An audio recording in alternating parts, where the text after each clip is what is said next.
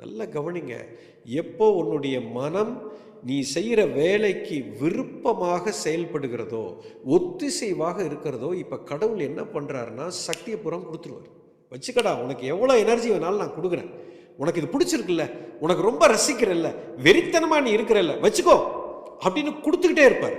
ஆனால் எப்போ நீ ஒரு செயலுக்கு ஒரு வெறுப்பை கொண்டு வந்துட்ட, ஒரு ரெசிஸ்டன்ஸ் உனக்கு வந்துருச்சுனாலே உன் சக்தியை படம் பிடிங்கிடுவார்.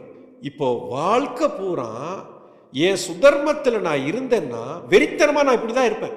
எனக்கு அந்த வேலையை செய்யறதுல அது ஒரு பேர்டனாகவே இருக்காது, எனக்கு ஒரு ஹாலிடே மாதிரி தான் இருக்கும். ஆனால் எப்போ ஒரு மனுஷன் பிடிக்காத வேலையை நான் செய்கிறேன், அதுக்காக அவன் ₹1,00,000 இல்லை 10,00,000 கூட மாதம் கொடுத்தா கூட நீ நரகத்தில் தான் வாழ்வேன். உனக்கு சக்தியே இருக்காது, நீ உச்சக்கட்டத்தை அடையவே முடியாது. ஏன்னா உச்சக்கட்டத்தை அடையணும்னா உனக்கு அபரிதமான சக்தி வேணும். இன்னைக்கு ஒரு கிரிக்கெட்டர் இருக்காரு, ஒரு டெண்டுல்கர் இருக்காரு, ஒரு மகேந்திர சிங் தோனி இருக்காரு, இல்லைன்னா ஒரு கோலி இருக்காரு. அந்த கிரிக்கெட்டுங்கிற விஷயத்தை தவிர அவங்களுக்கு வேற ஒன்றுமே கிடையாதுங்க. அவரோட மொத்த எனர்ஜியும் ஒரே இடத்துல போய் உட்கார்ந்துருக்கு. 10ஆம் கிளாஸ் தாங்க படிச்சிருக்காரு, காலேஜ் கூட போகலை டெண்டுல்கர். இன்னைக்கு மிகப்பெரிய ஒரு சாம்ராஜ்யத்தையே உருவாக்கிட்டார். அவருக்கு பேர் வரும், புகழ் வரும், பணம் வரும், பவர் வரும், அன்பு வரும், உலகமே உங்க பின்னாடி வந்து நிற்கும்.